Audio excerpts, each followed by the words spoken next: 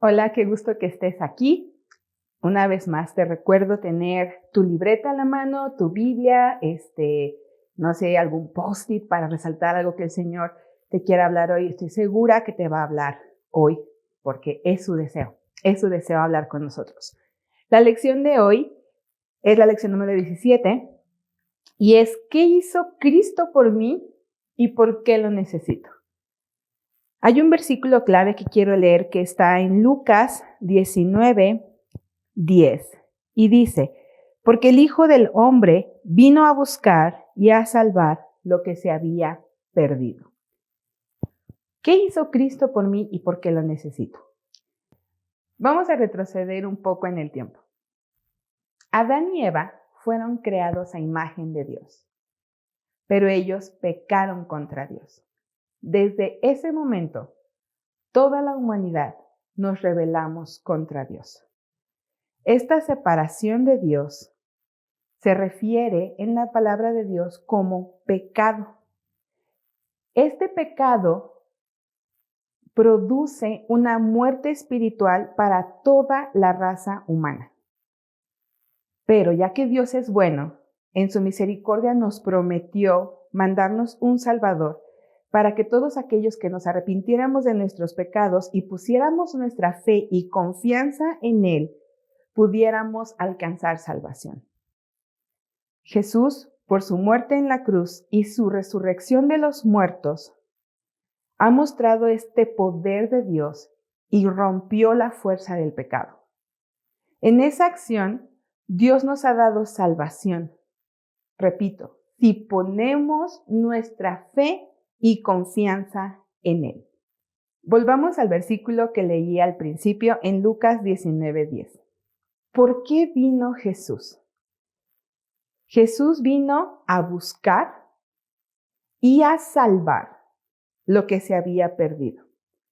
El alma de cada persona en la tierra, tus vecinos, tus familiares, tus amigos, todos ellos están perdidos, lejos de Dios. Y la causa de esta lejanía y de este sentir de que estamos perdidos es por el pecado.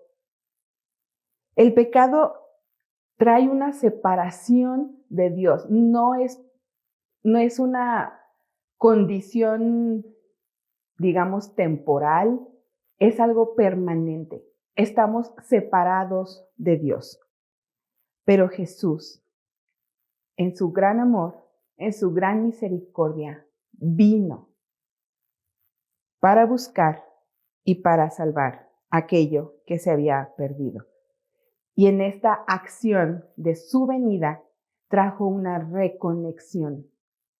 Él nos encontró y nos salvó. Nos reconectó de nuevo al Padre. ¿Cuál es la condición del hombre sin Cristo? ¿Por qué tenemos que entender esto muy bien? Porque de esto depende nuestra salvación. Necesitamos entender quiénes somos sin Cristo. Sin Cristo nosotros estamos apartados de la gloria de Dios. Estamos apartados de su corazón, estamos apartados de sus bendiciones, estamos apartados de su voz. Somos ciegos a Dios, somos sordos a Dios, estamos totalmente lejos de Dios. Esta es la razón por la que el hombre necesita a Jesucristo, porque Jesucristo es quien vino del cielo para buscarnos y para salvarnos.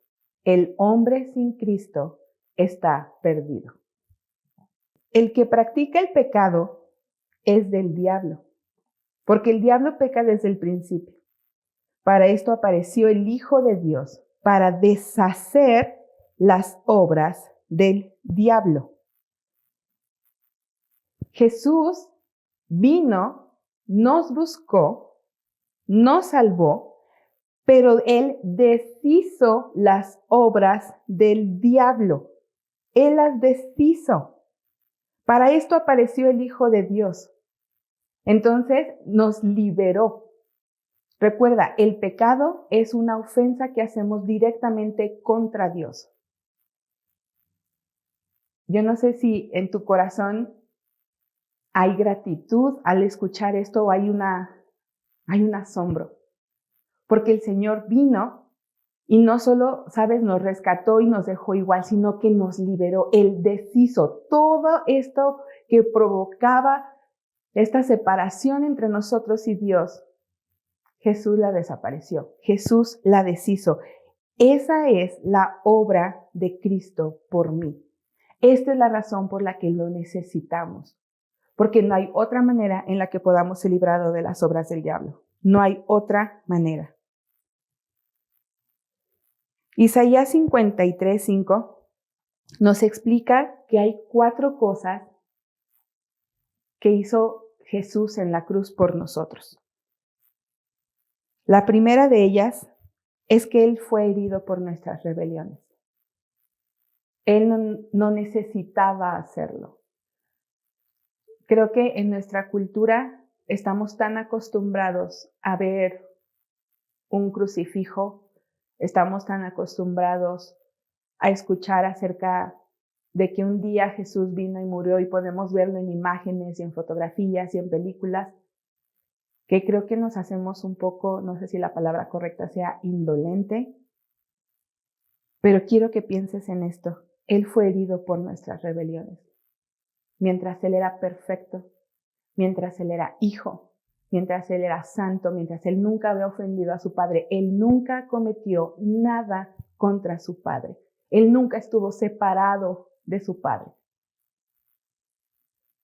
Pero Él decidió ser molido, herido por nuestras rebeliones. Él fue molido por nuestros pecados. Fue machacado por nuestros pecados. Yo no sé cuál sea tu condición en este momento delante de Dios, pero piensa esto. Por lo que sea que tú estás batallando, Jesús ya fue molido por eso. Jesús tomó la decisión de ser molido, herido por tus pecados. La tercera cosa que hizo es que fue castigado. Sobre Él cayó nuestro castigo. Lo que tú merecías.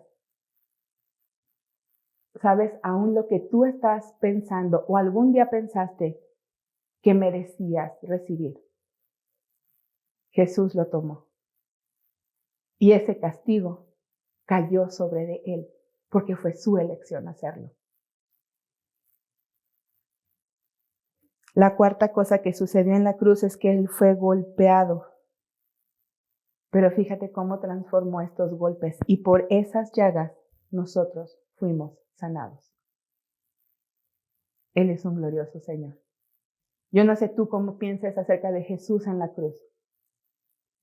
Isaías nos explica muy bien, ¿verdad? Todo lo que su cuerpo físico estaba pasando, todo lo que su cuerpo físico estaba padeciendo en ese momento. Yo lo único que puedo pensar es qué hombre tan valiente es Jesús, que estuvo allí.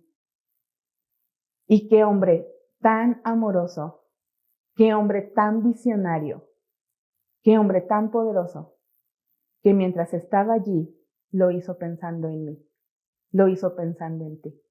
Yo no sé tú, pero yo no conozco a otra persona que estaría dispuesta a hacer esto por mí. No conozco a nadie. Bueno, sí, lo conozco a Él y por eso le doy gracias.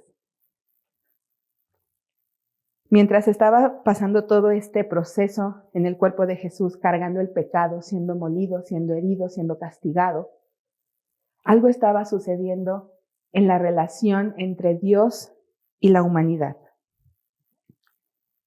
Estaba sucediendo algo glorioso.